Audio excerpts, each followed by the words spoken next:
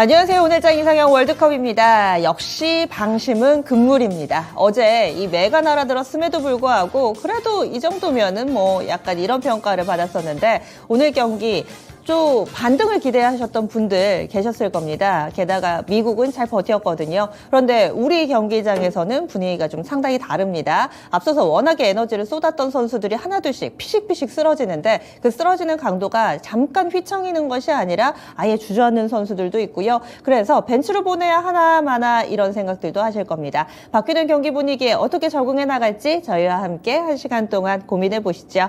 함께 하실 분 모셨습니다. 토마토 투자클럽의 김영일 전문가, 신기수 전문가입니다. 안녕하세요. 안녕하십니까. 네, 그러면 두 분과 어떤 선수들 분석할지 보겠습니다. 8명의 선수들로 대진표 구성해봤고요. 선수들의 모습이 이번 주에 조금씩 바뀌고 있습니다. 어제도 좀 생소한 선수들 많았잖아요. 오늘 경기에서도 그렇습니다. 먼저 1라운드 경기부터 보겠습니다. KCS 대 SL입니다. 이 작은 선수들이어서 아마 많이 알려져 있지는 않은, 그리고 관심이 없으셨던 분들께는 또 모르는 분들도 계실 텐데 오늘 양자 암호, 양자 기술, 양자 통신 관련된 선수들이 강세 움직임을 나타내고 있습니다. 영화 속에서만 보던 이런 양자 기술과 관련해서도 우리나라에서 상당히 좀 박차를 가하고 있는 상황인데요. 앞서서 MWC에서도 SK텔레콤이 KCS와 함께 개발한 이 양자 기술을 공개하기도 했었죠. 정부 쪽에서도 이와 관련된 기술 투자 육성 방안을 공개했습니다. 오늘 전체적으로 양자 기술 관련된 선수들 강세 움직임 나타내고 있는 가운데 실체가 있는 KCS 오늘 첫 번째 주자로 뜁니다.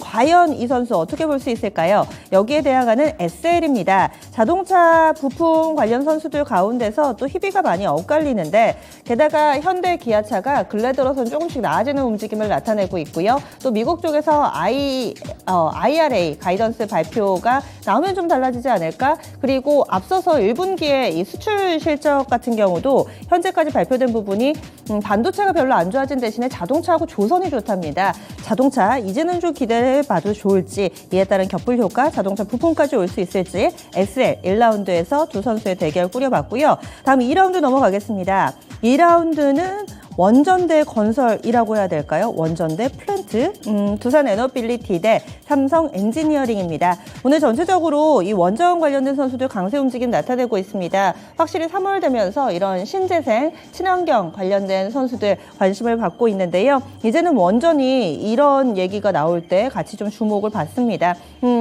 유럽에서 발표될 이 CRMA 관련된 법안, 여기에다가 또 전 세계적으로 아리백에 가입하는 기업들이 늘어나면서 원전 관련된 종목군 재차 관심받고 있습니다. 두산 에너빌리티에 대항하는 삼성 엔지니어링, 오늘 전반적인 경기 가운데서 건설 섹터 강세 움직임 나타내고 있고요. 건설 가운데서도 플랜트의 강점을 가지고 있는 삼성 엔지니어링, 이 선수가 오늘 52주 신고가 리스트에 이름을 올립니다. 건설주 안 좋다 하는데 그 가운데서도 신고가를 기록하는 매력은 어떤 걸까요? 2라운드에서 알아보겠습니다. 3라운드는 영업무역 대 메리츠금융지주입니다. 영업무역 실적에 대한 좋은 평가 있고요. 메리츠금융지주는 앞서서 이 지배구조 개선과 관련된 내용이 나오고 나서 변동성이 커졌는데 오늘 장에선 강세 움직임 나타내고 있습니다. 두 선수의 대결 3라운드에서 보겠습니다. 4라운드가 오늘 새롭게 또 조명되고 있는 재료죠. 현대차에서도 로봇 부품, 코스닥에 있는 로봇 부품 업체에 투자를 검토하고 있다, 이런 기사가 좀 나왔습니다. 그래서 오늘 강세 흐름 나타내는 로봇주들이 있는데요. 로봇도 앞서서 좀 움직임을 나타냈던 선수들과 이제 조금은 양상이 달라졌습니다. 산업용, 협동용, 그다음에 자율주행, 가정용 이런 분류였다면 오늘 같은 경우는 로봇 부품 쪽으로 강세 움직임 뚜렷한데요. 이 내용까지 조명해보는 4라운드 준비되어 있습니다. 네, 오늘 그렇다면은 이와 관련된 이야기들 나눠볼 텐데요. 유튜브에서 여러분들의 생각을 좀 자유롭게 나눠주세요. 그러면 저희 이야기를 먼저 나눌 오늘의 이슈는요. 인플레 우려 재차 좀 고조되고 있습니다. 다음 주 월요일에 CPI가 발표되는데 인플레를 당초에 자극했던 부분이 이 유가 부분, 그리고 또 미국 내에서는 중고차 가격이 빠르게 오르면 또 인플레, CPI, 소비자 물가지수에도 영향을 미치게 되잖아요. 이 중고차 가격의 움직임을 좀 봐야 될 될 것 같은데요. 이 미국의 중고차 가격의 척도라고 할 수 있는 마나임 중고차 지수가 꾸준히 오름세를 나타냅니다. 3개월째 오름세 나타내고 있고요. 그리고 중국에서 자동차 판매량 같은 경우도 조금씩 더 커지고 있다라는 얘기들도 들리는데 이런 부분들을 어떻게 해석을 해야 될지 의미하는 바 신규수 전문가님은 어떻게 보세요? 일단 중국 쪽에 보니까 이제 2월 달에 승용차 판매량이 10% 정도 증가를 한 걸로 나타나고 있고요. 근데 1, 2월 달 합하면은 좀 빠진 걸로 나와 있어요. 근데 이제 2월 달에 좀 증가를 좀 한 것 같은 거, 1월 달에 좀 많이 빠졌던 것 같고, 그러니까 2월 달에 이제 증가를 하고 있는 부분은 아무래도 양회에서 뭔가 좀 그 경기 부양책이 나오지 않을까에 대한 그런 기대감들이 조금 있었던 것 같고요. 그것 때문에 이제 좀 자동차 판매가 좀 늘었던 것 같습니다. 그리고 내연기관차는 오히려 줄었다고 그래요. 그리고 전기차 쪽이 이제 신차 판매가 많이 됐고, 네. 지금 BYD가 그 글로벌 전기차 시장 1위잖아요. 근데 저기로 나오게 되면은 중국 제외하게 되면은 눈에 뵈지도 않거든요, 순위가. 결국에는 BYD에서 그 싸게 내놓은 전기차를 사람들이 이제 많이 사는 것 같아요. 네. 그래서 중국 쪽에는 어쨌든 이제 그런 부분에서 아직까지는 자동차 쪽에 특히 이제 전기차 쪽으로 수요가 있다라고 보이고요. 미국에서 이제 중고차 지수 3개월 연속 상승을 했는데, 이것도 이제 왜 그럴까를 보니까 일단 신차 가격이 많이 올라갔대요. 지금 생산 차질 때문에. 그리고 인플레이션도 있고 하기 때문에 네. 너무 많이 올라가서 그걸 사기는 힘드니까 중고차 중고차로. 쪽으로 이제 중고차 가격 또 끌어올려지고 네. 이런 부분들이 지금 있는데, 그러니까 결국에는 뭐냐면 자동차 시장이 아직까지 좀 견조하다 이렇게 전체적으로는 봐야 되고, 또 신차 부분에 있어가지고도 생산 차질도 아직까지 확실히 완전하게 100% 다 해제되지는 않았다라고 좀 봐야 되겠죠. 근데 이제 이 부분이 그럼 자동차 시장이 계속해가지고 좋을 것인가? 이 부분을 이제 봐야 되는데, 이 부분은 지금 연준이 이제 금리를 계속해가지고 지금 올리고 있잖아요. 근데 이제 요 금리 올리는 부분을 앞으로 어디까지 올릴지 모르겠지만 한 6%대까지 정말로 가게 된다면은 네. 그러면은 어쩔 수 없이 이제 주머니를 좀 닫아야 되겠죠. 그렇게 되면 이제 가격 이쪽 자동차 수요 현재까지는 좀 괜찮은 것 같은데 줄어들 여지도 분명히 있다. 이 하나의 변수가 될 것 같아요. 네. 그러면은 이것으로 인해서 지금 당장 뭐 인플레가 어떻게 될 거다, 자동차 업황이 어떻게 될 거다 예측하기에는 아직은 시기상조 좀 더 지켜보자라는 관점이세요? 예, 현재까지는 괜찮은 것 같고요. 하지만 이제 앞으로는 이번 3월 달에 이제 금리 인상 기조라든가 그런 거에 따라 가지고 조금 달라질 수 있겠다라고 봅니다. 네. 현재까지는 다소 완만한 이 자동차 수요, 뭐 이 정도의 의미, 그리고 향후에 좀 더 지켜보자 이렇게 의견을 주시고, 김영일 전문가님은 어떠세요?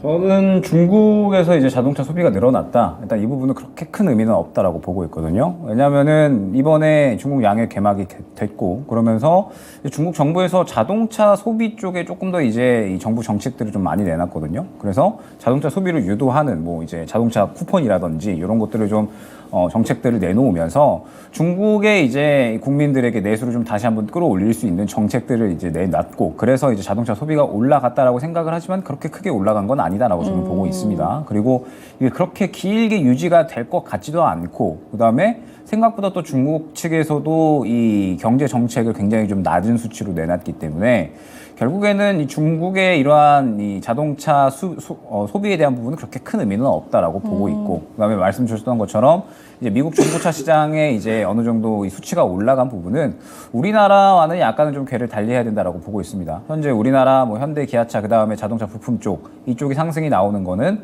최근에 현대 기아가 워낙에 지금 성적을 잘 냈잖아요.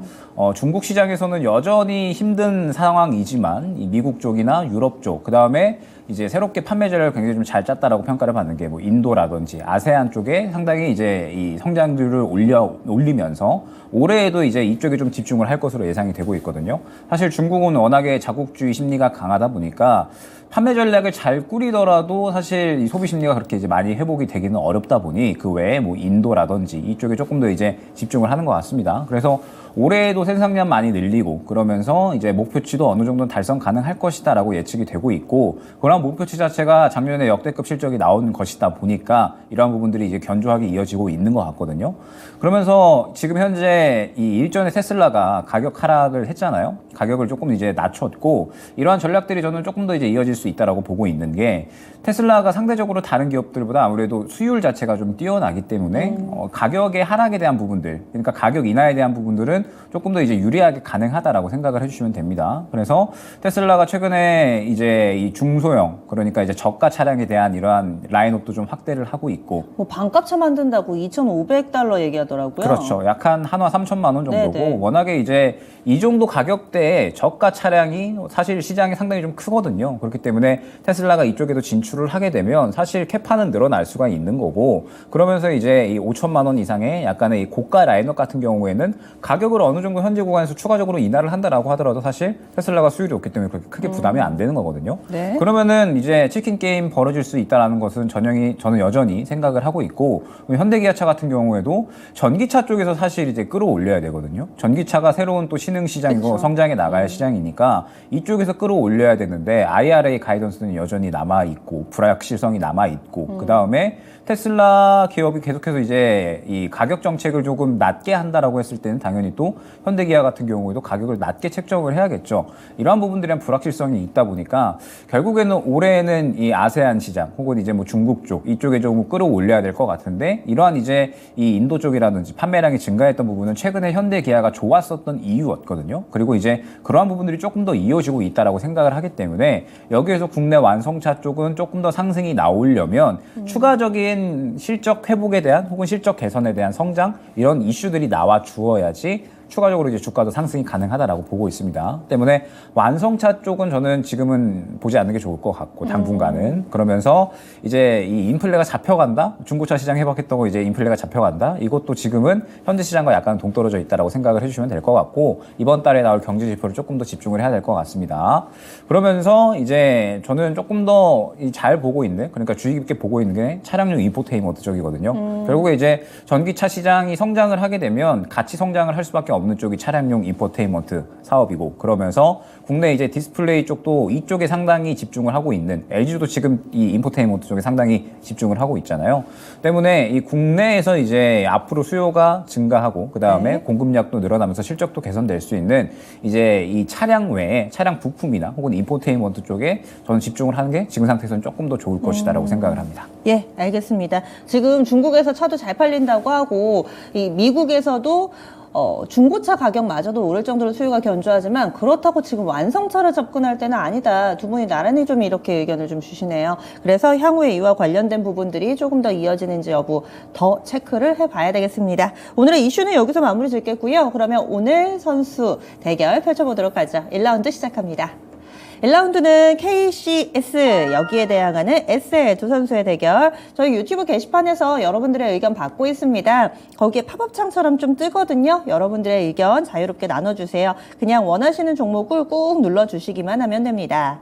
두 분 골라주시죠. 신규수 전문가님. SL 고르겠습니다. SL, 그리고요. 저도 SL입니다. 두 분이 SL 골라주셨습니다. 사실 현재 점수로는 KCS가 더 열심히 빠르게 달리고 있는데 SL을 골라주셨어요. 신규수 전문가님, 이런 결정을 하게 되신 이유는요? KCS는 이제 너무 많이 올라온 것 같아요. 테마도 좀 올라왔고, 네. 지금 정부에서 이제 발표가 된 게 뭐냐면은 이번 달 내에 국가 양자 비전 및 발전 전략을 또 발표를 한대요. 거의 다 플러스 해가지고 KCS는 이제 국정원에서 지금 그 양자 암호 관련해가지고 이제 그 입찰 받는 것 때문에 미리 올라갔다가 네. 오늘 이거 하나 나오면서 더 올라가는 것 같거든요. 그래서 이제 그런 부분들이 이제 많이 좀 반영이 돼 있지 않았을까 뭐 좀 생각이 되고, KCS 같은 경우에는 SK텔레콤하고 같이 그 양자 암호 칩 같이 만들었거든요. 그래서 이제 그런 것들 때문에 이제 올라가는 부분이 있는데, 일단 거기에 대한 모멘텀은 1차 좀 반영이 된 것 같고요. SL 같은 경우에는, 지금 지난번에 주가 한창 빠진 게 뭐냐면 실적은 잘 나왔는데 리포트에서 이제 뭐라고 그랬냐면은, 외형은 성장이 되는데 수익성에 문제가 있다. 이러면서 이제 많이 빠졌었거든요. 근데 SL 같은 경우에는 지금 그 문제 때문에 미국에 있는 미국 책임자를 좀 바꿔버렸어요. 이제는 그쪽에서 이제 뭔가 좀 수익 위주의 운영을 좀 하자 이래가지고 그걸 바꾸는 부분도 있고, 뭐 이런 것들이 전체적으로 이제 또 전기차 쪽에 들어가는 이제 LED 쪽이 상당히 좀 호황이기도 하고, 그래서 올해는 외형 성장도 되면서 수익성도 잡을 수 있는 해라는 이제 그런 이제 또 기대감도 좀 생기는 것 같아요. 그래서 일단은 실적이 나오는 기업이기 때문에 SL 쪽은 뭐 중기적으로 우상향으로 보고 있고요. KCS는 이제는 뭔가 좀 수명이 좀 어느 정도 되지 않았나 이렇게 생각을 합니다. 사실 양자 테마는 로봇이나 AI처럼 강하게 시장에 한번 본 적이 없잖아요. 예. 이 테마 자체의 파급력도 좀 약하다고, 제한적이다고 보세요? 왜냐하면은 AI는 챗GPT라는 충격이 있었잖아요. 네. 근데 양자 쪽에는 그 충격은 아직 없다. 없거든요. 근데 언젠가는 그게 나올 거예요. 네. 언젠가는 팍 터지겠지만 그쵸. 지금은 아닌 것 같아요. 네. 그러면 전문가님, 김명희 전문가님도 SL이죠? 일단 KCS는 정부가 이제 신성장 4.0 로드맵을 최근에 발표를 했었잖아요. 그러면서 양자 기술에 대한 부분도 분명하게 발전을 시켜 나가겠다라고 이야기를 했고, 최근에 이제 이 AI 챗봇 쪽 보게 되면 챗GPT도 그렇고 구글의 바드도 그렇고 지금 이제 잘못된 답변들이 계속 나오고 있거든요. 뭐 바드도 이제 시연하면서 이제 3개 물어봤는데 2개를 틀려버리고 챗GPT도 최근에 이제 있지도 않은 사실을 있는 사실처럼 꾸며서 답변을 하더라. 결과적으로 이제 챗GPT나 바드나 대화형이잖아요. 그러다 보니까는 이제 반드시 답변을 해줘야 되는 거고, 그러다 보니 없는 사실을 만들어서 있는 사실처럼 답변을 하는 경우가 종종 있다라고 해요. 그래서 지금 이제 어찌됐든 계속해서 발전이 되어 나가야 되는 분야고, 양자 기술 같은 경우에는 이제 이러한 부분들을 보완을 해줄 수 있으면서 국내에 또 이제 이 양자 보안 쪽에도 지금 현재 이 상용화가 될 수 있다라는 기대감이 있거든요. 국내에서는 이제 양자 보안 쪽에 조금 더 이제 집중을 하고 있다라고 생각을 해주시면 될 것 같고, 그래서 어찌됐든 이 양자 컴퓨터 쪽에, 양자 기술 쪽에 정부 정책이 나오다 보니까 이제 상당히 크게 상승이 나온 건데, 양자 기술 발전은 사실 AI보다도 더 미래에 있는 일이다라고 생각이 되거든요. 아직까지 실질적으로 그렇게 시장에서 주목을 받고 있는 기업도 이제 KCS 정도고, 지금 현재 상태에서는 무언가 꾸준하게 지속성을 가지려면 실적이 좀 잘 나와줘야 되는데 아직까지는 좀 멀리 있다라고 생각이 됩니다. 그래서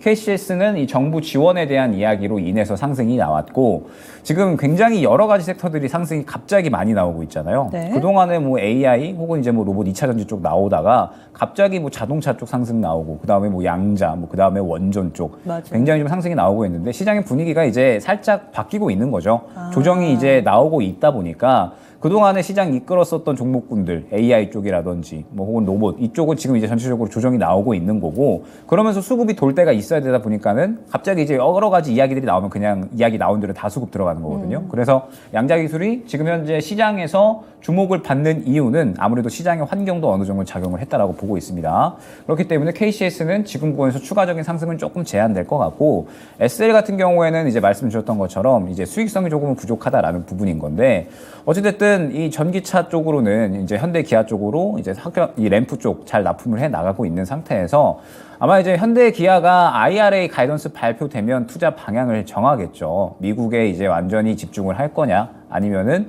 이제 조금 더 이 생산 기지를 다른 쪽으로 늘릴 거냐, 이렇게 이제 결정을 할 텐데, 어찌됐든 이러한 이 미국의 IRA 발표에 따라서 저는 자동차 부품 쪽은 그래도 무관하게 수혜를 어느 정도 볼 수 있지 않을까. 현대기아가 투자를 안 할 건 아니고 전기차 쪽에 생산을 안 늘릴 건 아니니까, 그러면은 지금 현재 상태에서는 이 자동차 부품 쪽은 가장 이제 안 좋았었지만 이제 어느 정도 IRA 분기점으로 해서 수혜를 볼 수 있는 가능성은 충분히 있다라고 생각이 되고 있거든요. 네. 그러면서 SL은 뭐 현대기아 쪽으로 다 이제 납품을 진행을 하고 있는 기업이다 보니까 지금 현재 구간에서 이제 올해 또 수익성 개선, 수익성을 좀 끌어올린다라는 그러한 전략을 목표로 진행을 하고 있거든요, SL이. 그래서 작년보다는 훨씬 더 개선된 모습을 보여주지 않을까 생각이 돼서 SL을 골랐습니다. 네. 두 분이 이유는 또 각기 다른 이유를 가지고 있습니다. 어찌됐든 간에 SL이 조금 더 전망이 있지 않을까, 이렇게 의견을 제시해 주셨는데요. 여러분들은 어떻게 생각하세요? 유튜브에서 투표해봤습니다. 여러분들의 의견, 그 결과 보시죠. 네, SL 동일하게 나왔습니다. 차이도 많이 나네요. 72%의 지지 받았고요. KCS는 가격 전략 신기수 전문가님 세워주세요. KCS요? 지금 8,780원, 전거래일 대비 거의 25% 정도의 큰 폭의 상승입니다. 9,000원 잡도록 하겠습니다. 9,000원, 네. 업사이드가 높지는 않습니다. 오늘 고점이 9,100원인데요. 거의 직전 고점도 그렇고 오늘 고점도 그렇고 9,000원 이 근처에서 정리하자 가격 전략 세워드렸습니다. 다음 2라운드 넘어갑니다. 이번엔 사이즈를 조금 키워가지고요. 두산 에너빌리티 대 삼성 엔지니어링의 대결입니다. 이 두 선수도 참 오랜만이네요. 원전도 오랜 기간 동안 몸을 좀 웅크리고 있었고, 그리고 삼성 엔지니어링은 다른 건설주들 못 가도 지금 차트 나가지만 알게 모르게 이 선수는 조금씩 앞으로 가더라고요. 그래서 또 신고가 리스트에 이름을 올리고 있습니다. 오늘 두 선수 모두 다 강한데 그 이유도 좀 설명을 해주시고요. 두 분 의견 들어보겠습니다. 김영희 전문가님. 저는 두산 에너빌리티 고르겠습니다. 그러면 신기수 전문가님? 저도 두산 에너빌리티 고르겠습니다. 오, 두 분 나란히 두산 에너빌리티요. 왜 이런 결정을 하셨어요? 김영희 전문가님. 저희가 근데 앞서 다 이야기했잖아요. 원전 왜 가는지 모르겠다고. 네.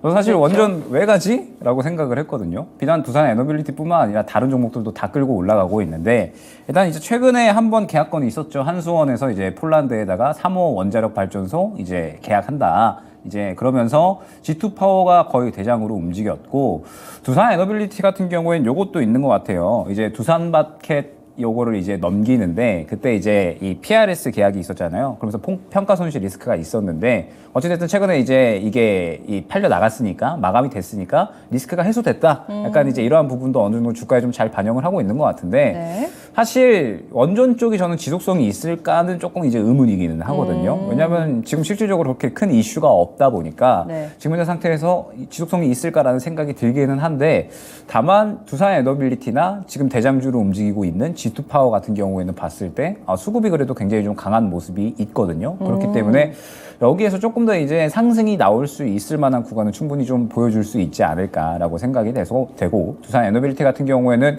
뭐 비단 이제 원전 사업만 진행을 하는 게 아니잖아요. 이제는 종합적으로 에너지 기업이다라고 봐야 될 것 같기 때문에 확실히 이제 저는 앞으로 꾸준하게 성장을 할 수 있는 기업이다라고 생각을 하고 있거든요. 그래서 두산 에너빌리티가 지금 현재 구간에서는 상승폭이 조금 더 크게 나올 수 있다라고 생각이 되고 사실 이제 삼성 엔지니어링을 안 고른 건 이 종목이 신고가 부근에 도달을 했기 때문에 네. 그리고 삼성 엔지니어링이 실적에 대해서 이제 올해도 긍정적인 이 실적이 예상된다. 그동안에도 계속해서 이제 견조했었고 올해에도 이 수주권들을 계속해서 이제 늘려 나갈 수가 있을 것이다라는 기대감에 의해서 상승이 나오고 있는 거잖아요. 이제 삼성 엔지니어링이 주로 이제 플랜트 쪽을 하는데 워낙에 이쪽에 수주가 튼튼하다 보니까 계속해서 견조한 실적이 나와주고 있거든요. 그리고 그 부분에 대해서 저는 이미 사실 주가가 많이 반영을 했다라고 생각을 합니다. 이미 이제 신고가로 도달을 했기 때문에 사실 여기에서 추가적인 상승은 제한적이지 않을까라고 생각을 하고 있어요. 때문에 두산 에너빌리티가 이제 원전 이슈도 원전 이슈겠지만 이제 평가 손실에 대한 부분 리스크가 해소가 돼서 이제 이 부분도 어느 정도는 반영이 된다라고 보고 있거든요. 그래서 사실 원전 쪽의 이슈는 약하기는 한데 그럼에도 불구하고 일단은 수급을 잘 받아가는 모습을 보니 여기에서 추가적인 상승은 충분히 가능하겠다라고 생각을 해서 두산 에너빌리티 골랐습니다. 원전 플러스 알파로 두산 마켓을 떨어내면서 이 부분 그동안 우려 요인이 좀 해소된 것도 상당히 좀 큰 매력으로 보시는데 김영일 전문가는 원전이 왜 오르는지 잘 모르겠다. 하지만 두산 에너빌리티 이렇게 얘기를 해주셨어요. 신기수 전문가님은 어떠세요? 일단 삼성 엔지니어링은 이번에 이제 실적에 대한 어떤 기대감 갖고 많이 올라왔잖아요. 많이 올라온 것 같아요. 이제 이 회사가 지금 이제 올라온 부분은 왜 그러냐면은 수소 플랜트 쪽으로 수소와 그린 수소하고 그리고 그린 플라스틱 이런 쪽으로 지금 사업을 영역을 넓혀간다. 이제 그리고 이제 그런 것들이 네. 전체적으로 지금 이제 아리백 뭐 얘기도 많이 나오면서 그러면서 이제 그쪽에 사업이 잘 될 거다 하면서 올라온 거거든요. 근데 그것 하면서 올라온 게 벌써 많이 올라왔어요. 네. 많이 올라왔고 이런 부분에서 이제 신고가를 냈으니까 조금은 더 갈 텐데 상승폭이 지금으로서는 단기적으로는 좀 이제 제한이 있을 거다라고 보고 있고요. 두산 에너빌리티 같은 경우에는 실적으로 지금 평가받는 종목이 아니거든요. 그렇죠. 이유 없이 올라왔잖아요. 이게 제일 무서운 것 같아요. 이유 없이 올라와서 그러니까 결국에는 순환매성으로 지금 시장에서 올라온 건데 어제 신재생이 또 갑자기 올라오기 시작했잖아요. 네. 그리고 뭐 풍력이나 태양광 올라오고 오늘 두산 원전주가 올라오는데 네. 수급이 붙어서 올라오다가 그러면은 잠재적인 어떤 뉴스가 나올 거리가 없냐면 있거든요. 네. 원전 쪽에는 뭐 무슨 뉴스가 나와도 아마 나올 거리가 있기 때문에 그런 뉴스를 한번 쳐주게 되면은 이게 한 번씩 이제 또 간 상승 속도가 좀 높아질 수가 있기 때문에 이제 그런 부분에서 조금 더 원전 쪽이 앞으로도 더 갈 수 있는 폭이 더 있다고 보고 있고 뭐 체코라든가 폴란드라든가 뭐 카타르라든가 UAE라든가 뭐 그 갖다 대려면 또 엄청 갖다 댈 때가 많아요. 또 하반기에는 이제 이집트 쪽은 실제로 이제 그 공사 들어가기도 하고 네. 이제 그런 부분들이 부각이 되게 되면은 이제 한번 더 갈 수가 있어서 위쪽으로는 남은 폭이 원전 쪽이 조금 더 있는 것 같습니다. 네. 물론 새로운 얘기는 아니지만은 근래 들어서 뭐 아리백에 가입하는 기업과 관련된 내용들 그리고 3월 달에는 워낙에 이 1, 2월 달에 로봇 AI와 함께 2차전지가 워낙에 강력하게 주목을 받았기 때문에 여기서 3월 달에 뭐 미국의 IRA 가이던스 발표 또 유럽의 IRA라고 하는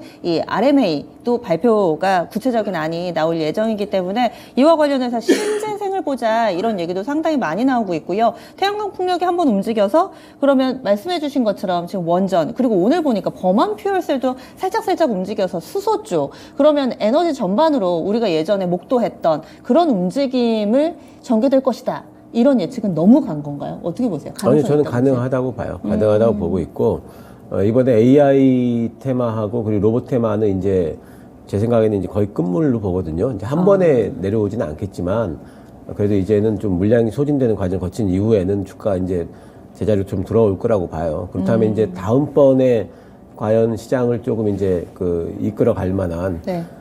시장을 이끈다기보다는 어쨌든 돈이 좀 들어갈 만한 섹터가 어딘가 네. 생각을 해보면은 신재생이 굉장히 유력한 것 같아요. 네. 네. 그러면은 일단 기존의 뭐 2차전지나 잘 갔던 로봇 이쪽은 반등시 매도 전략인가요? 저는 로봇하고 AI는 이제 지금은 단타만 하자 이런 입장이고요. 예. 2차전지 쪽에는 종목별로는 좀 다릅니다. 네, 알겠습니다. 그래서 시장의 전체적인 흐름도 이렇게 저희가 선수 분석하면서 중간중간에 살펴볼 수 있는 부분들 함께 이야기 나누고 있습니다. 그러면 2라운드도 의견이 모아졌습니다. 여러분들은 어떠신가요? 알려주시죠. 두산 에너빌리티 대 삼성 엔지니어링. 약간 고민한 흔적이 느껴지는 숫자입니다. 57대 43으로 두산 에너빌리티 다음 라운드 진출합니다. 두산 에너빌리티 가격 전략은 삼성 엔지니어링 세워봐야 되겠죠? 김영일 전문가님이 이 종목 가격 전략 주시죠. 네, 삼성 엔지니어링은 32,000원 구간 안내 드리겠습니다. 네, 지금 28,700원입니다. 32,000원 구간이면은 그래도 꽤 업사이드가 남아있는 구간이니까요. 좀 지켜보시면서 지금 들고 계신 분들 더 수익 많이 내보시기 바라겠습니다.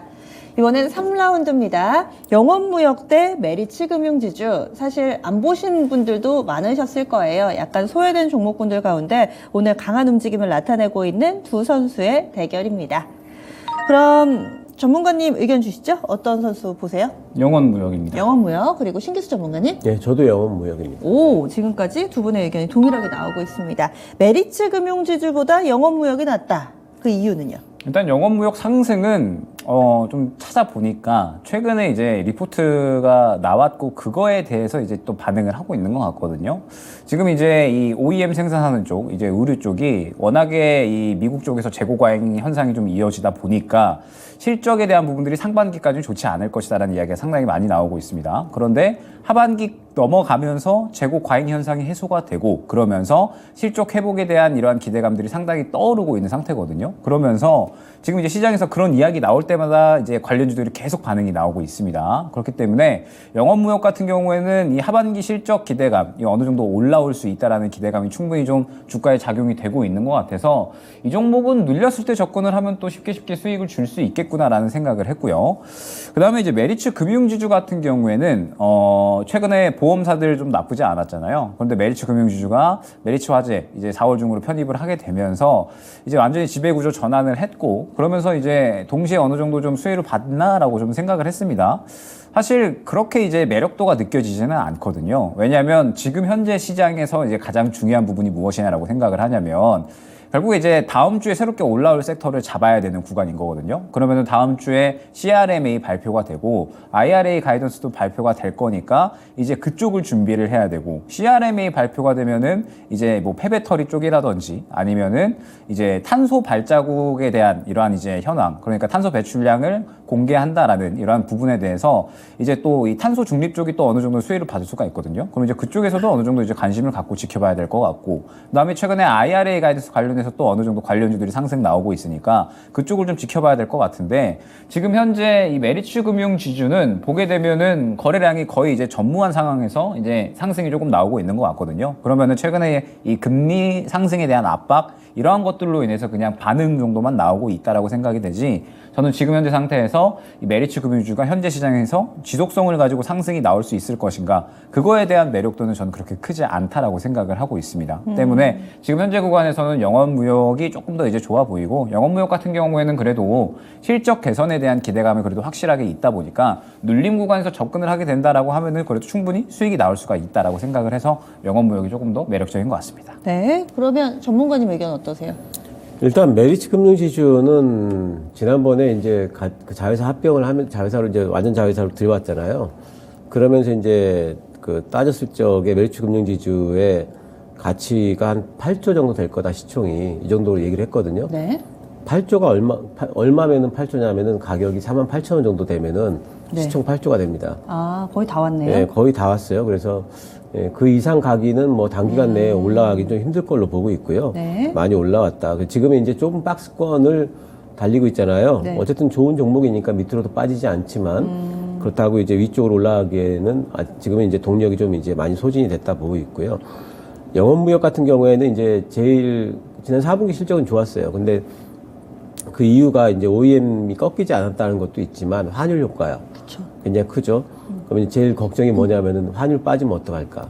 그죠. 근데 이제 이걸 생각을 해보면은 가만히 생각해보면 이게 꽃놀이패일 수도 있어요. 왜냐면은 영업무역의 수요가 줄어드는 거는 금리 인상 때문에 수요가 줄어든다고 보는 거잖아요. 네. 근데 금리가 인상되면은 뭐가 올라가요? 환율이. 환율이 올라가 버리죠. 그리고 금리가 빠지면 수요가 늘어나겠죠. 네. 그러니까 어찌 보면 어떤 쪽으로든지 간에. 어떤 쪽이든지 간에 좋은 쪽으로 풀릴 수가 있어서 그래서 영업무역은 뭐 다 신고가 내고 이러진 못한다 할지라도 하단이 잡혀 있고 박스권 흐름을 가질 수 있지 않을까. 박스권 상단이 그래도 저 위쪽에 있기 때문에 조금 더 올라갈 폭이 좀 있다 이렇게 보고 있습니다. 네. 그래서 두 분이 영업무역을 골라주셨네요. 투표 결과 확인하겠습니다. 유튜브에서 여러분들의 의견 들어봤습니다. 영업무역 대 메리츠 금융지주입니다. 안 봤던 종목군들인데 오늘 상당히 활발하죠. 여러분들도 영업무역을 좀 더 응원을 하시네요. 현재 두 선수 모두 다 5% 정도의 성적을 거두고 있습니다. 상승 탄력 보여주는데요. 메리츠 금융지주는 그러면은 전문가님 아까 48,000원 말씀하셨는데 그 정도까지 예, 47,000원 잡도록 47,000원. 하겠습니다. 네. 알겠습니다. 합병을 했을 때, 완전 자회사로 했을 때의 이 적정 가치 8조, 시가총액 8조가 48,000원이라고 하셨는데요. 그것보다 약간 아래 47,000원 정도 선에서 목표치 잡아드렸습니다. 다음 4라운드 넘어가죠. 로봇 대전입니다. 다시 한번 펼쳐지고는 로봇 대전. 하지만 이 가운데서 양상이 좀 달라집니다. SPG, SBB 테크 이렇게 두 선수 다뤄보도록 하겠고요. 그동안에는 뭐 레인보우 로보틱스 아니면 뭐 로보티즈 이런 선수들이 대장 역할을 해줬다면은 이제는 조금 양상이 달라졌습니다. 골라보겠습니다. 신규수 전문가님. 예, SP죠. SPG 그리고요. 저도 SPG입니다. 오, 지금 4라운드까지 두 분이 모두 다 나란히 의견을 주세요. 그러면 여러분들도 선택하시기 조금 더 수월하지 않을까 합니다. SPG, 일단 두 선수 좀 소개도 해주시면서 지금 매력도 분석도 해주시죠. 예, SPG나 SBB테크나 둘 다 이제 감속기 쪽을 하고 있어요. 예, 그러니까 감속기가 이 팔관절 왜 보면은 네. 화면 같은 거 보면 로봇팔이 막 착착 돌아가다가 갑자기 탁 멈추고 착탁 멈추고 이러잖아요. 그 달걀을 잡을 때 중요한 예. 약간 그런 미세. 예, 그 힘 같은 거 줄 때 네. 과연 그 위치에서 탁탁 멈춰주는 그죠, 힘을 그죠. 제어하는 네. 게 감속기거든요. 근데 이제 그거를 먼저 만든 쪽이 SPG예요. 예, 그리고 SPG는 중요한 게 그 두산 로보틱스하고 지금 벌써 일을 하고 있습니다. 아. 그리고 두산 로보틱스가 미국 쪽에 진출을 하니까 SPG도 네. 미국 쪽에 공장도 짓고 있고 이런 지금 이제 상황이고요. SBB테크도 그 국산화에 성공, SBB 테크는 또 상장한 지 얼마 안 됐잖아요. 예, 국산화에 성공을 한 회사예요. 감속기 부분에 있어가지고. 근데 지금 이제 전망은 좋은데 지금 사업을 벌리는 상태예요. 예, 그래서 아직까지 이익도 안 나고 있고, 뭐 어쨌든 기대주의긴 하지만, 그걸 좀 보여줘야 되는 이제 그런 이제 숙제가 좀 남아있는 부분들이 있죠. 그래서 SPG는 현재 이제 우리나라 지금 산업용 로봇 1위가 두산 로보틱스 아닙니까? 네. 거기하고 일단 거래를 하고 있다는 부분, 또 이익이 나고 있다는 부분, 또 두산 로보틱스가 지금 잘 확산을 지금 시키고 있다라는 부분에서 SPG가 조금 더 지금 상황에서는 수익성이 좀 안정적으로 나지 않을까 생각이 좀 돼요. 이제 막 선발된 대표 선수 그리고 SPG 같은 경우는 이미 A매치 나가서 몇 골 좀 넣고 어느 정도 퍼포먼스를 좀 보여준 선수 이 얘기해 주시는 거네요. SPG가 좀 더 그래서 확인이 되지 않았나. 그러면은 전문가님 의견 어떠세요? 일단은 SPG가 조금 더 저는 이제 좋다라고 생각을 한 게 오늘 움직였었던 부분이 이제 현대에서 로봇 기업 인수 의향이 있다. 그런데 그 인수하는 기업이 감속기 기업일 것이다라는 이야기가 나왔거든요. 그래서 지금 이제 두 종목이 상승이 나오고 있는 건데 SPG가 완전히 대장으로 움직이고 있죠. SPG가 지금 이제 현대와 협력 관계에 있기 때문에 그러면은 이 현대에서 감속기 기업 인수한다라고 하면 당연히 쓰던 데 인수하지 않겠느냐 이러한 부분에 의해서 지금 이제 대장으로 움직이고 있는 겁니다. 그래서 SPG가 원래 이제 이 모터 사업하던 데거든요. 그래서 그쪽에서는 캐시카우가 어느 정도 확보가 되고 있고 실적이 나오고 있는 기업이면서 이제 감속기 쪽으로 이 확장을 해나간다라고 생각을 해주시면 될 것 같아요. 그러면서 말씀 주셨던 것처럼 이제 두산 쪽으로도 어느 정도 매출이 발생을 하고 있고 현대가 인수를 한다라고 했을 때 SPG가 가장 유력하다 보니까 지금 현재 구간에서는 이 대장으로 움직인다라고 생각을 해주시면 될 것 같습니다. 그래서 사실 이제 그동안에 SPG가 저는 왜 안 움직일까라고 생각을 했었거든요. 워낙에 이제 감속기 시장이 진입 장벽도 높을 뿐더러 일본이 거의 이제 독점을 하고 있는 시장이거든요. 그래가지고 이제 국산화했다라고 하면 상당히 관심을 많이 받고 SPB테크가 국산화했다라고 하니까 그동안에 이제 관심을 많이 받은 겁니다. 그런데 다만 이제 확실하게 감속기를 하고 있다라고 할 만한 기업은 이제 이 두 기업인데 SPG는 지금 현재 구간에서 저는 성장성이 상당히 뛰어나다라고 생각을 하고 있거든요. 그러면은 지금 현재 크게 상승이 나오고 있기는 하지만 앞으로 인수에 대한 부분이라든지 그 다음에 실적 성장에 대한 부분들을 봤을 때 저는 현재 구간에서 충분히 또 상승이 가능하다라고 생각을 하고 있습니다. 때문에 SPG가 오늘 나온 이슈에 대해서도 그 다음에 앞으로의 성장성에 대해서도 추가적으로 수혜를 받을 가능성이 훨씬 더 높다라고 보고 있기 때문에 지금 현재 구간에서는 SPG가 눌렸을 때 조금 더 매력이 있다라고 봐야 될 것 같아요. 이게 조금 여담이긴 한데 저도 궁금했거든요. 게시판에 왜 다 S자가 앞에 붙는지 아시냐고. 전문가님 왜 그런 것 같으세요? 글쎄. 너무 헷갈려요, 사실. 당황스럽네요. 생각해 보신 적 없으시죠? 왜 그럴까요? 그래서 이렇게 비슷한 섹터 내에서 이름이 비슷해버리면은 또 주식 투자하면서 굉장히 좀 헷갈리시기도 하는데 그렇습니다. 이런 궁금증이 생기기 마련이죠. 혹시 아시는 분은 게시판에 답을 좀 올려주세요. 저희 스튜디오에서 다 몰라서 좀 답답합니다.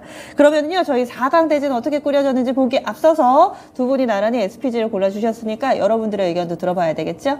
투표 결과 확인하겠습니다.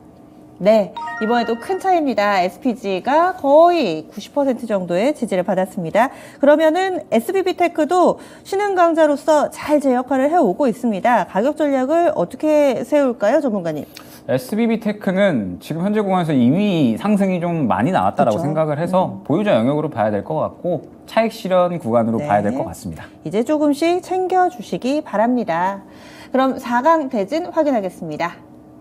네, 오늘 4강의 대진 두 번의 라운드 있습니다. 첫 번째로는 SL 대 두산 에너빌리티 두 번째 대결입니다. 오늘 영원무역 대 SPG 이렇게 두 번의 라운드 준비가 돼 있고요. 그러면 1라운드부터 시작하겠습니다. 4강 들어왔습니다. SL과 두산 에너빌리티의 대결. 두 선수의 차트가 섹터도 완전히 다른데 이렇게 올라갔다가 또 지금 슬슬 바닥에서 조금씩 회복해 가고 있는 모습을 보여주고 있습니다. 그러면은 골라주세요. 신구수 전문가님. 두산 에너빌리티 골라서 하겠습니다. 두산 에너빌리티 그리고요. 저는 SL입니다. SL. 와, 이제 4강부터는 조금 다른 길을 가시나요? 보겠습니다. 두산 에너빌리티 골라주셨죠, 전문가님? 네, SL은 아무래도 이제 이번 그 1분기, 2분기 실적을 통해서 뭔가 수익성에 대한 우려감 같은 것들을 좀 불식시켜야 되는 그런 숙제가 좀 남아 있는 것 같아요. 그리고 이번에 이제 IRA가 실제로 이제 세부 계획 발표되면서 만약에 자동차 쪽, 우리나라 국산 자동차 쪽에 약간 불리하게 좀 나오게 되면은 그럼 자동차 부품주들 어쩔 수 없이 같이 또 하락을 할 수가 있거든요.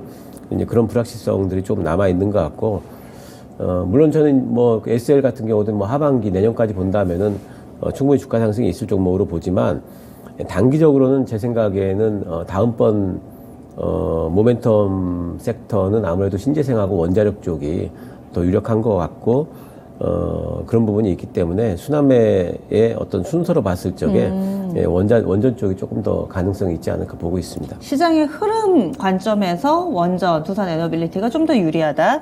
김영우 전문가님은요? 일단 저는 SL이 어찌됐든 그동안에 워낙에 좀 많이 하락을 했고 그러면서 이제 실적 개선에 대한 기대감들이 확연하게 좀 이제 주가에 좀 반응을 하고 있다라고 생각을 하고 있거든요. 그렇기 때문에 어느 정도 하반기까지 모아간다라고 했을 때 충분히 수익성을 보여줄 수 있는 그런 상태다라고 생각을 하고 있고 사실 두산 에너빌리티는 저는 두산 에너빌리티를 접근을 하기보다는 다른 종목 쪽에 항상 이제 접근을 하는 쪽을 추천을 많이 드리거든요.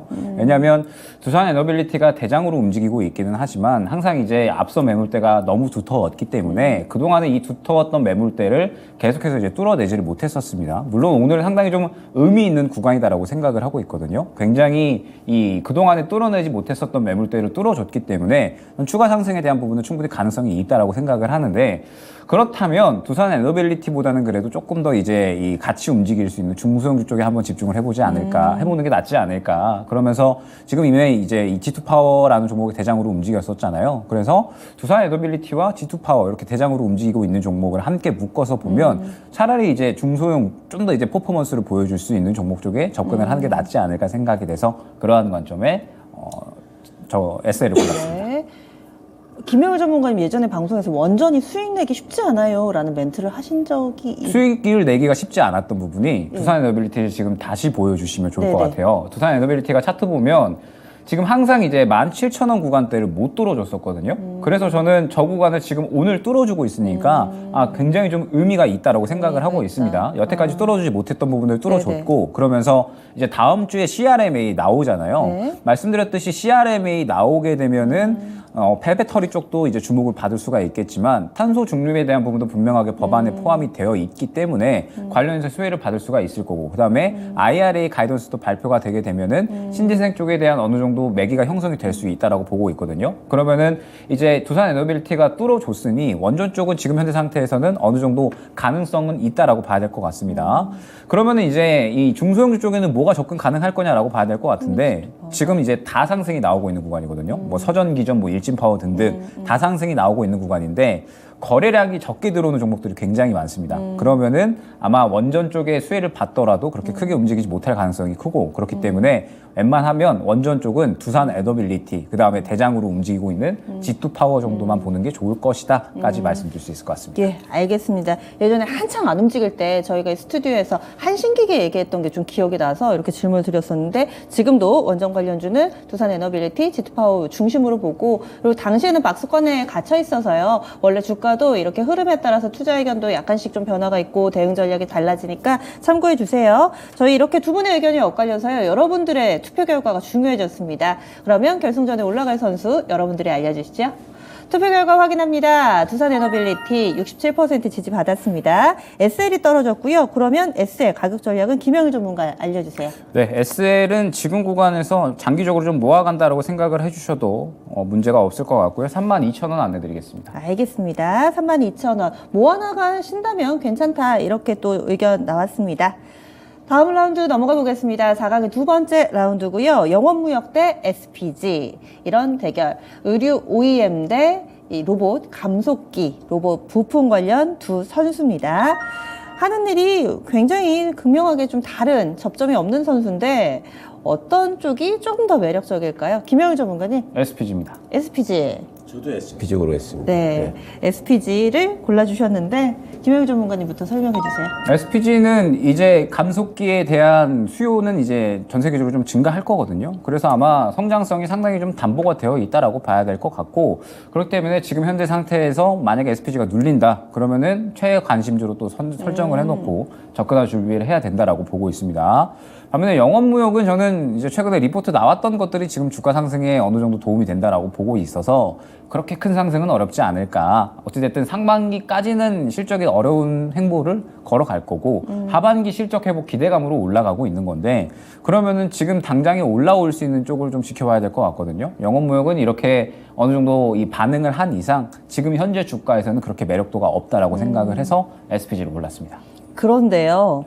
로봇 감속기, 특히나 현대차와 관련된 내용은 이제 시작이지만 김영희 전문가님은 로봇은 끝물이라고 하셨잖아요. 그러면 감속기는 이제 시작인데 로봇은 약간 끝물인 것 같다. 그러면 여기에서 투자 판단을 어떻게 해야 되나요? 저는 완전히 끝물이다가 아니라 이제 시장에서 차익 실현이 슬슬 나올 수가 있고 쉬어간다라고 하면 쉰 기간 뒤에는 다시 또 로봇은 갈 수밖에 없다라고 생각을 하거든요. 결과적으로 이제 저는 단기적으로 보다 보니까 어느 정도 이제 쉬어가는 구간에는 다른 섹터를 준비를 해야 된다라는 관점인 거고, 지금 현재 구간에서 이렇게 이제 수급이 어느 정도 들어와 준다라고 하면은 네. 무관하게 주목을 받고 있다라는 뜻이 되니까, 그러면은 이제 이러한 종목들은 또 관심 있게 지켜봐야겠죠. 지금 현재 구간에서 로봇 쪽은 전체적으로 많이 상승이 나왔기 때문에 어느 정도 차익 실현 관점으로 지켜보시는 게 좋지만, 그럼에도 불구하고 눌렸을 때나 혹은 지금 수급이 들어가는 종목들은 여전히 관심 있게 봐야 될 것 같습니다. 오, 네. 그러면 신기수 전문가님?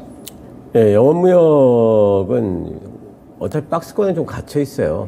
그 상방으로 가는 게 이제 좀 제한이 좀 돼 있고요. 그리고 속도도 그렇게 빠르진 않을 것 같거든요. 네. 그래서 제가 이제 실전적인 입장에서 골라본 거예요. 그럼 영업무역은 뭐 실적이 나오니까 영업무역을 들고 박스권 상단까지 가기를 기다리는 게 좋을까? 아니면 SPG의 변동성을 활용해가지고 단기로라도 접근해가지고 SPG를 가지고 같이 노는 게 좋을까 생각을 해보면은 저 같으면 그냥 SPG 가지고 단타를 치더라도 SPG를 보는 게 훨씬 더 효과적이다, 효율적이기도 하고 그런 생각이 좀 들어서 SPG 쪽을 골라봤습니다. 두 분의 투자 성향도 아마 반영될 거예요. 매일매일 주식시장을 볼 수 있는 분들, 그리고 또 사놨다가 계속 안 보시다가 가끔 열어보시는 분들, 이렇게 좀 투자 성향이 엇갈리는 것처럼 두 분은 또 기민한 대응을 원래 또 잘 하시는 분들이셔가지고, 게다가 시장의 패션을 봤을 때 로봇이 조금 더 낫지 않을까 SPG 선택이 됐습니다. 투자 판단 이렇게 좀 나왔는데요. 그러면 여러분들 투표 결과도 보겠습니다. 여러분들은 어디에 좀 투자하고 싶으신가요? 투표 결과 확인해 보면은 영업무역 대 SPG 대결 보겠습니다. 네, 7대3입니다. SPG 의견 모아졌습니다. 영업무역은 지금은 잘 가고 있는데요. 47,600원 가격 전략 김영희 전문가님 주실까요? 네, 영업무역은 다음 매물 구간 5만 원 안내드리도록 하겠습니다. 네, 그래서 5만 원 정도까지 위로 업사이드 한 7% 정도 조금 더 있습니다. 이렇게 가격 전략 세워봤습니다. 그러면 이번엔 결승전 넘어가 보시죠. 오늘의 결승 대진 이렇게 구성됐습니다. 원전 대 로봇, 두산에너빌리티 대 SPG입니다. 8강이나 이렇게 4강까지 넘어올 때는 보면은 이 선수 재료가 애매하다 하는 경우도 있지만 늘 이런 대결을 뚫고 올라온 결승전은 정말 쟁쟁합니다. 원전, 로봇. 이 두 선수의 대결 지금부터 해보도록 하겠습니다. 두 분의 의견 참고하고요. 여러분들이 골라주세요. 유튜브 게시판에서 투표 진행하고 있습니다. 그러면은 신기수 전문가님. 저는 두산 에너빌리티 고르겠습니다. 이번 대결은 고민을 좀 하셨어요. 두산 에너빌리티. 그리고 김영일 전문가님. 저는 SPG 고르겠습니다. 네. 두 분이 조금 다른 의견을 주신 건데, 고민 끝에 두산 에너빌리티 어떤 이유에서죠? 아무래도 이제 로봇 섹터는 정점을 찍고 이렇게 이제 내려가는 섹터 같고요. 원전 쪽에는 앞으로 2분기 때 조금 더 좋을 것 같아요. 그래서 이제 2분기를 상승 구간으로 삼을 수 있는 쪽인 것 같아서 좀 체인지가 되는 분위기가 좀 나올 것 같거든요. 그래서 그런 부분에서 본다면은 원전 쪽에다가 지금은 뭔가 배팅을 하는 게 뭐 괜찮지 않을까 하는 생각이 좀 듭니다. 만약에 3월로 한정하면은요? 3월로 한정을 하든가 한 주, 두 주로 한정을 하면은 네. 그러면 SPG예요. 네. 그런데 한 4월까지 넘어갈 거 생각하면은 원전으로 지금 슬슬 바꿔주는 게 좋다. 그러면 전문가님은요? 그러니까 두산 에너빌리티 보면 살짝 애매한 것 같아요. 그러니까 여기서 수급을 확 밀어주는 것도 아니고, 원래 이제 원전 쪽은 같이 움직이는데 지금 중소형주들은 뭔가 차익 실현 나오는 느낌이고, 그래서 완전히 원전 쪽이 지금 시장의 매기를 다 받아간다라고 보기에는 지금은 아직까지 애매한 것 같습니다. 그래서 사실 두산 에너빌리티 자체적으로 보면 좋은 것 같거든요. 그런데 두산 에너빌리티가 원래 원전으로 움직이니까 원전으로 다 같이 움직이려면 원전 쪽에 좋은 이슈가 조금 나와줘야 될 것 같은데, 그러면 다른 중소형주들도 같이 살아 있어야 되거든요. 그런데 약간 차익 실현 나오는 흐름이라서 뭔가 지금 아쉽고 애매한 느낌이 없지 않아 있습니다. 그래서 두산 에너빌리티가 그리고 앞선 매물대도 아직까지는 좀 두텁거든요. 17,000원 구간 소화를 해줘도 남은 매물 구간은 아직도 많기 때문에 두산 에너빌리티가 조금 이제 애매하다라고 한다면 SPG는 일단 확연하게 오늘 대장으로 움직이고 있는 거고요. 그 다음에 만약에 눌림 구간이 나온다 그러면은 저는 바로 이제 매매할 준비를 또 바로 할 것 같습니다. 예, 그만큼 지금 현재 수급 굉장히 좀 강하게 들어가지고 있고 윗골이 그리고 있기는 하나 만약에 이제 눌림 구간 여기서 나오면 충분히 또 재상승에 대한 기대감은 남아있다라고 생각이 돼서 SPG 고르도록 하겠습니다.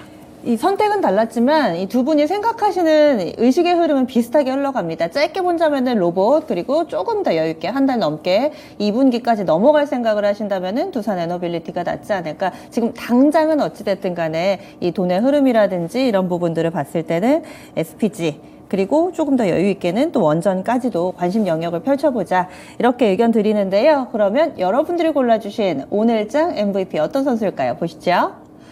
유튜브 투표 결과로 오늘의 우승 선수 발표합니다. 네, SPG가 차지했습니다. 시장의 이 흐름, 대세는 무섭네요. 확실히 로봇 관련된 선수 SPG가 차지했습니다. 사실 근소한 차이여서 이 부분 역시도 뭔가 시장의 흐름이 바뀌고 있다라는 것에 대한 방증이 아닐까 합니다. SPG 가격 전략 세워보도록 하겠습니다. 이 선수가 23,150원입니다. 신규수 전문가님 이 선수 얼마까지 볼 수 있을까요? 예, 일단 뭐 단기로 저는 24,000원을 한정 짓겠습니다. 예. 단기로 24,000원. 김영일 전문가님이라면요? 저도 24,000원 설정했는데 네. 이 종목은 지금 당장 접근하기보다는 눌림 구간 확인하고 나서 24,000원 목표가로 대응하시면 좋을 것 같습니다. 알겠습니다. 그래서 저희가 추가적인 대응 전략까지 두 분의 의견을 다 들어봤고요. 그리고 두산 에너빌리티는 신기수 전문가님이 가격 전략 세워주세요. 23,000원 잡아보겠습니다. 23,000원 어떤 이유에서일까요? 뭐 전고점이에요. 정고점. 그래서 지금은 18,000원대인데 23,000원 정도 조금 더 기간 여유 있으시고 이렇게 조바심 안 내고 한 달 정도 그 이후까지도 여유 있게 보시는 분들께는 두산 에너빌리티 이렇게 또 제시를 해드렸습니다. 오늘 도움 말씀, 소중 말씀 해주신 두 분간 여기서 인사 나누죠. 오늘 말씀 고맙습니다. 감사합니다. 감사합니다. 네, 선수들 얘기하고 있으면 1시간이 금방 갑니다. 이렇게 해서 저희 1시 구간까지 마무리되어 가고 있고요. 이제 1시간 30분 정도 더 남겨두고 있습니다. 조금만 더 이 힘을 발휘해 보시고요. 오늘 선물 옵션 동시 만기일이니만큼 동시효과 구간까지도 눈을 떼지 않고 지켜봐야겠습니다. 지금까지 다양한 투자 판단에 대한 도움 말씀드렸고요. 종목의 상승 하락을 보장하지는 않습니다. 함께해 주신 여러분 고맙습니다.